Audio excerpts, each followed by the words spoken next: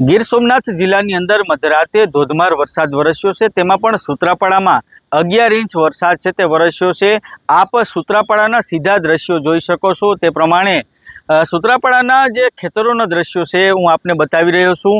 આ ખેતરો છે તે ખાસ કરીને વરસાદી પાણીથી તરબોળ જોવા મળી રહ્યા છે। ગત રાતેથી જ ગીર સોમનાથ જિલ્લામાં ધીમી ધારે વરસાદ છે તે શરૂ થયો હતો। ત્યારબાદ ગીર સોમનાથના અલગ અલગ તાલુકામાં વરસાદ છે તે વરસ્યો હતો। વહેલી સવાર થતાં જ સૂત્રાપાડામાં 11 ઇંચ જેટલો વરસાદ છે તે ખાસ કરીને નોંધાયો હતો। વરસાદ થતાં ધરતીપુત્રો પણ ખુશખુશાલ જોવા મળી રહ્યા છે। આપ દ્રશ્યોની અંદર સીધા જોઈ શકો છો કે ખેતરો પણ પાણીથી તરબોળ જોવા મળી રહ્યા છે।